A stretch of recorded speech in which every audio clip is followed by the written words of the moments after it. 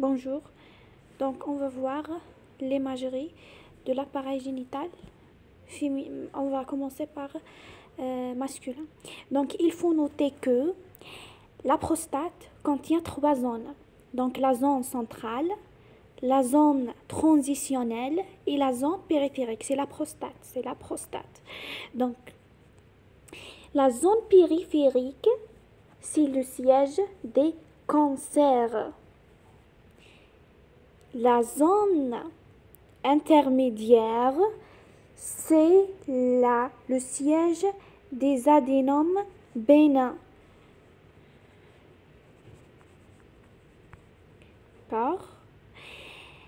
La zone centrale, elle est rarement touchée par les maladies. Donc, elle est dans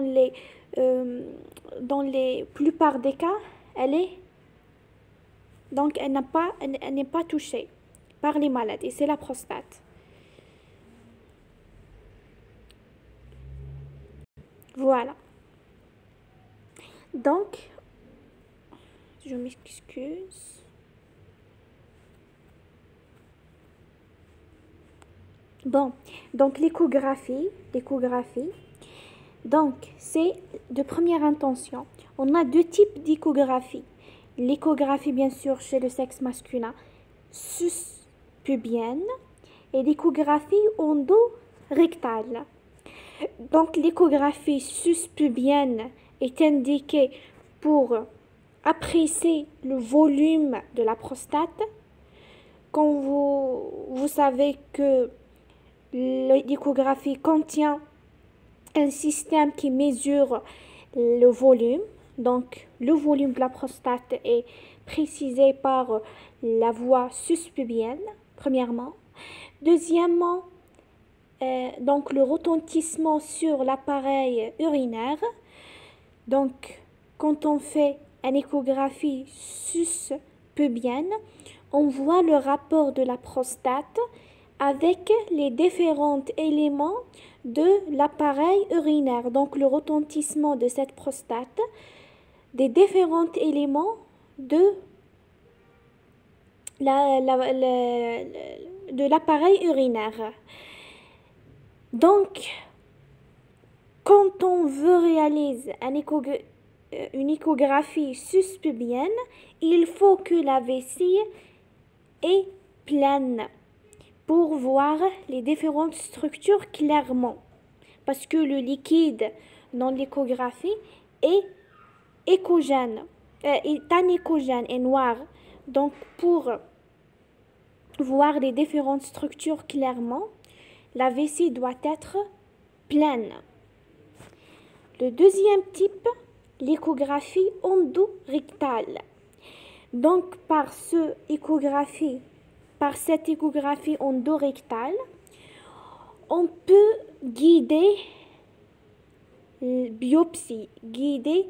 la biopsie. Et on peut également apprécier par la voie endorectale le bilan d'extension locale, c'est-à-dire si on a une tumeur, on peut voir le retentissement localement par la voie endorectale. Donc voilà l'aspect de la prostate en échographie normale. Donc c'est une échographie normale et pas pathologique. Donc normalement, on a une zone transitoire et une zone centrale. Donc la zone transitoire, comme on a dit, elle est le siège des tumeurs bénins. Elle est normalement, dans le cas normal, elle est hypoéchogène. Alors que la zone périphérique et centrale sont normalement, dans le cas normal, hyperéchogènes. On a dit que la zone périphérique, c'est le siège de cancer. Dans le cas normal, elle est hyperéchogène. Donc, voici cette échographie. Cette échographie est une échographie endorectale. Voilà la forme. Mais notez bien, cette échographie est pas normale. Donc, c'est chez ce patient, on a volumineuse prostate. Donc, regardez, donc elle est volumineuse. Volumineuse prostate, on la détecte par l'échographie endorectale. Donc, arrivons-nous au cancer. Si on détecte un cancer, c'est-à-dire on trouve le PSA dans le sang, c'est le prostate, c'est un PSA, c'est un marqueur de cancer de la prostate. Dans le sang, c'est-à-dire biologiquement, on trouve le taux de PSA élevé. On dit qu'il y a un cancer. Pour confirmer le diagnostic, on doit réaliser une biopsie. Donc, comment se passe cette technique? Premièrement, on donne au sujet des antibiotiques pour ne pas infecter la prostate au moment de la biopsie. Comment faire ce antibiotique? Comment se réalise? On donne antibiotique un jour, une journée avant la biopsie et 3 jours après la biopsie. Après ça, donc, on donne un jour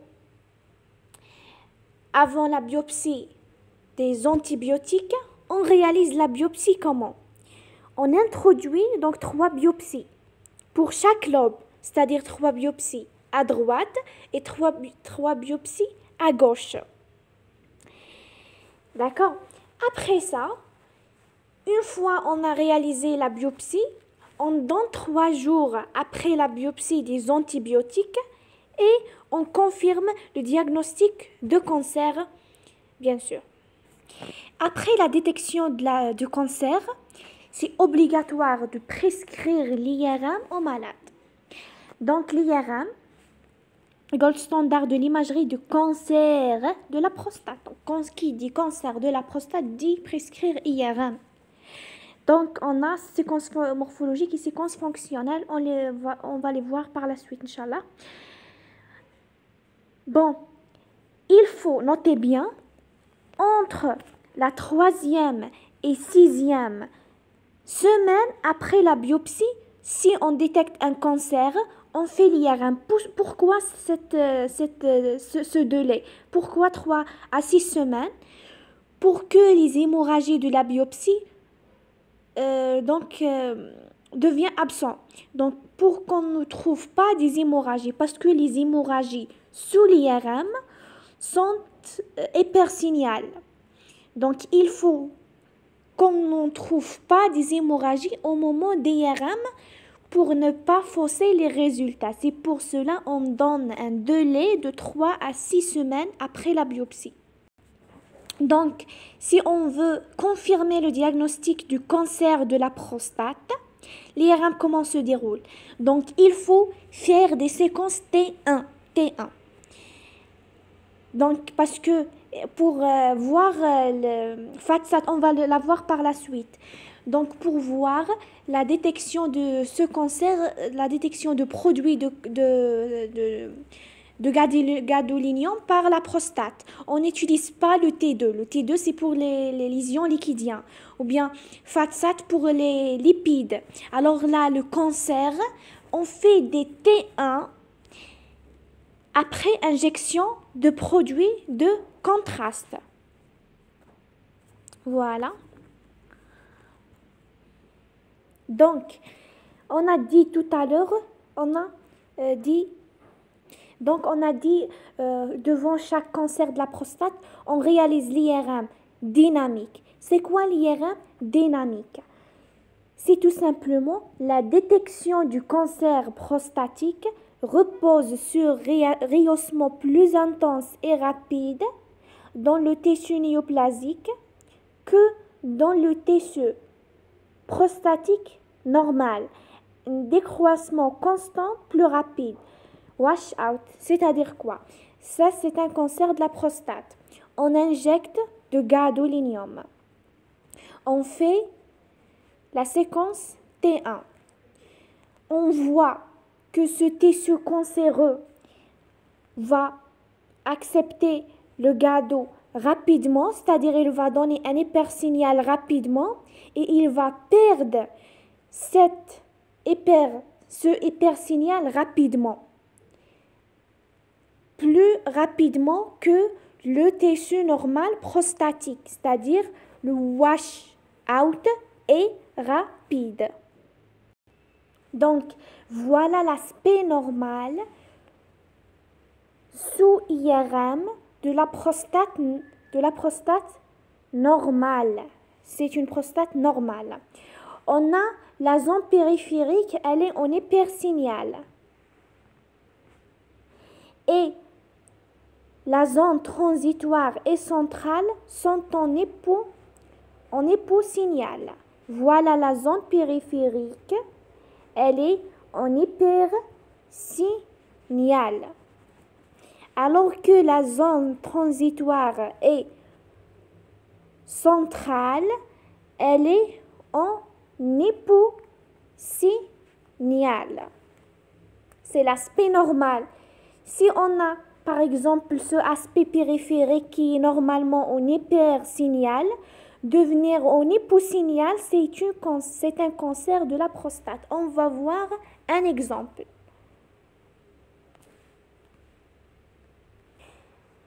Donc voilà un aspect de cancer de la prostate sous IRM. Qu'est-ce qu'on constate? Cette zone qui est normalement hyperéchogène, on constate à ce niveau-là, qu'est-ce qu'on constate? Cette zone hyposignale, c'est anormal. Normalement, toute cette zone, ça sera en hypersignal, c'est-à-dire blanche. Une fois on trouve dans la zone périphérique une zone noire, elle est en hyposignal. Donc hyposignal dans la zone périphérique, c'est le cancer, c'est l'aspect de cancer. L'aspect normal de la vésicule séminale sous IRM, elle est en hypersignal, voilà. Donc, la vésicule séminale normalement sous l'IRM chez une personne normale, elle est en hypersignal T2. Pourquoi? Parce que elle contient le liquide. Hyposignal T1, hypersignal T2 en IRM, c'est deux liquides. La vésicule séminale est en hyposignal T1, hypersignal T2, car c'est le liquide. Donc, on a vu le cancer, on va voir maintenant les hyperplasies bénignes de la prostate. Donc, affection fréquente de l'homme à partir de 35 ans. Au-delà de 35 ans, normalement, dans le cas physiologique, on va voir une hyperplasie bénigne de la prostate. Voilà l'aspect échographie. Donc, j'ai dit que si on a une hypertrophie bénigne de la prostate dans les premiers stades, on trouve une hypertrophie symétrique dans les deux côtés. Ça, dans les premiers stades. Dans les stades tardifs, c'est-à-dire cette hypertrophie de la prostate devient plus grave, on va constater une hypoéchogénicité dans l'hypertrophie de petite taille, c'est-à-dire l'adénome de petite taille, l'hypertrophie bénigne de petite taille. Si l'hypertrophie est de grande taille, on va constater également des zones hyperéchogènes, ce qui va donner aux prostates dans les stades tardifs un aspect un peu hétérogène. Il y a des zones qui sont hyperéchogènes et des zones qui sont hypoéchogènes. Dans les stades tardifs, bien sûr. Dans les premiers stades, si l'hypertrophie n'est pas assez exagérée, on trouve uniquement une hypoécogénicité symétrique bilatérale. Voici cet aspect. Donc cet aspect, si on a une hypertrophie, d'accord, du lobe médiane. Donc, on a cette hypertrophie va comprimer le plancher vésical, c'est-à-dire la vessie. Donc, cette hypertrophie va comprimer la vessie. Donc, les conséquences de l'hypertrophie de la prostate, c'est quoi les conséquences?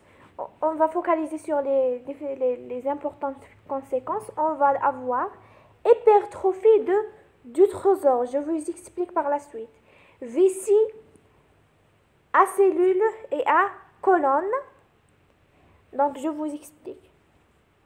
Donc, on va voir. Donc, cette vessie, c'est la vessie.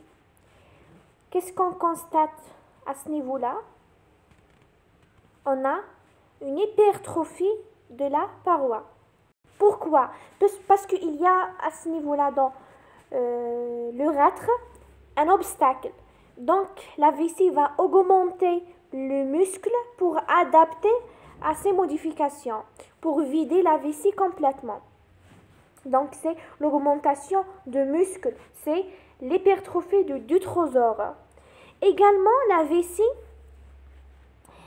va être à cellules et à clones, c'est-à-dire elle va être irrégulière. D'accord? Et on a le diverticule, c'est une autre conséquence de cette rétention des urines. Et bien sûr, ce qui est clair, que ce obstacle va aboutir à la rétention des urines. Donc les urines vont passer vers les urétères, donc vont accomplir ces urétères et peuvent même inonder les reins, donc faire l'inondation des reins, c'est-à-dire les reins vont se remplir de liquide également, des urines. C'est les conséquences de cette rétention à cause de l'hypertrophie de la prostate. Donc l'IRM dans les problèmes de la prostate a peu d'indications. C'est beaucoup plus l'échographie. Quand est-ce qu'on utilise l'IRM dans le domaine de l'hypertrophie de la prostate? Si cette hypertrophie est compliquée par exemple des fibreuses, des structures fibreuses, des structures kystiques, des structures glandulaires et des calcifications. À ce moment-là, on ne parle pas d'hypertrophie simple, donc elle est compliquée. On va utiliser l'IRM pour préciser le type des structures. Est-ce qu'il s'agit à ce niveau-là des calcifications? Est-ce qu'il y a des kystes, des glandes ou bien des fibres? Donc, récapitulons. Donc, on va faire une petite révision sur le cancer de la prostate. Et bien sûr, je vais ajouter quelques informations parce que c'est très important de connaître le tumeur bénigne, c'est pas l'hypertrophie bénigne et le cancer. Donc, comment on peut diagnostiquer un cancer de la prostate? Par un toucher rectal en premier lieu. C'est l'examen clinique. Après ça, on doit passer à des examens complémentaires. L'examen biologique va montrer le PSA. Le PSA, c'est un marqueur tumoral au niveau du sang. Si on trouve dans le sang le PSA, il s'agit d'un cancer de la prostate. L'échographie endorectale par la suite. Donc on va voir par la suite qu'est-ce qu'on trouve dans l'échographie. Et on doit faire un biopsie comme on a dit. Actuellement, si on détecte un cancer, on doit compléter par un IRM. Je m'excuse. Voilà. Donc, ça c'est une définition de PSA, facteur pronostic. Donc, en échographie, le cancer est en il est hypoéchogène à l'échographie. Et il est hypervascularisé. Ça, c'est très important. D'accord? Donc, le cancer en échographie est en hyposignal. Et il est vascularisé en mode Doppler. Donc, comme on a dit sur l'IRM, on trouve hyposignal T2 homogène. Comme on a dit, donc, bilan d'extension, il faut préciser si il y a un franchissement encapsulaire par l'IRM, s'il y a un envahissement séminal et s'il y a un envahissement ganglionnaire. Donc, il faut préciser s'il y a une extension, si le tumeur a commencé de faire des métastases. Et l'histologie, l'anapathe, elle doit confirmer la présence d'adénocarcinome, c'est-à-dire cancer. Adénome, c'est tumeur bénin. Adénocarcinome, c'est un cancer, c'est un tumeur malin. Donc en IRM, on peut également prescrire des séquences, d'accord, de diffusion. Comme on a dit, c'est le wash-out, comme on a expliqué dans la première partie de cours, sont des séquences de diffusion. Donc, pour voir, donc, sont des séquences dynamiques faites après injection en T1 et on va voir le trajet de ce gadolinium. Est-ce qu'il est réussi rapidement et perd sérieusement rapidement ou le contraire? Donc, dans un cancer, il va réussir rapidement et perdre rapidement ce rehaussement par rapport au tissu prostatique normal. Donc, le bilan d'extension, après, donc, on va trouver une interruption de la graisse périprostatique. Donc, la graisse en périprostatique va être interrompue. Donc, si on a un cancer de la prostate, on va voir comblement de l'angle prostato-rectal. Donc, il s'agit des métastases qui vont vers le rectum. Donc, il y a un aspect caractéristique, vous n'êtes pas censé de connaître l'aspect, mais de connaître que la prostate donne des métastases vers... Donc, on a la sémiologie, on va voir...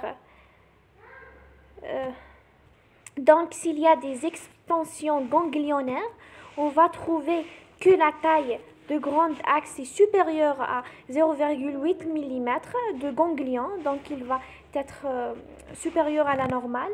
Et ce ganglion va être arrondi. Donc, il va trouver son aspect arrondi. Donc, c'est l'expansion ganglionnaire de métastase, c'est-à-dire il y a une métastase au niveau des ganglions. Donc, il y a également des métastases osseuses, des métastases vésicales. Comme le cancer de la prostate, il va donner des métastases osseuses, des métastases vésicales au niveau de poumons, de foie, de surrénal. Donc, c'est un cancer assez dangereux et complexe. Donc, concernant la prostatite aiguë, on va trouver sous l'échographie, donc la prostatite, c'est une infection de la prostate. Donc, l'imagerie, on va trouver donc l'échographie endorectale montre une prostate augmente de taille de façon symétrique et hypoéchogène. Donc, augmente de taille, elle est hypoéchogène sous échographie endorectale. Donc, on voit ici, on voit qu'il n'y a pas de différenciation entre la zone périphérique et la zone de transition. Donc, la présence des plaques hypoéchogènes, donc toute cette prostate est hypoéchogène, pas de différenciation entre la zone périphérique et la zone centrale. Pas de cette différenciation, donc toute la prostate est hypoéchogène. Donc, dans les cas extrêmes, cette infection va donner des abcès. Des abcès, voilà. Donc, des abcès sont des collections anéchogènes, sont de liquide. C'est de liquide.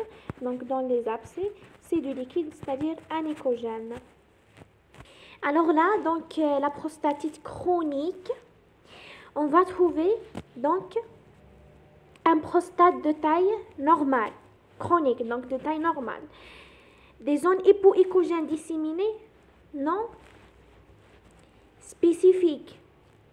Non spécifique de la prostatite chronique. Donc, dans le cancer, on a des zones hypoécogènes.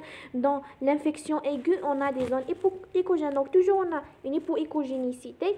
Elle n'est pas spécifique de cette maladie. Parfois, il y a des foyers hyperécogènes. Voilà. Donc, parfois, il y a des foyers hyperécogènes. Ces foyers hyperécogènes, c'est quoi? Ce sont des calcifications de la zone périphérique. Donc, c'est les calcifications. Les calcifications, c'est de l'atteinte chronique. Quand on a une calcification, c'est-à-dire c'est une atteinte chronique. Voilà les calcifications.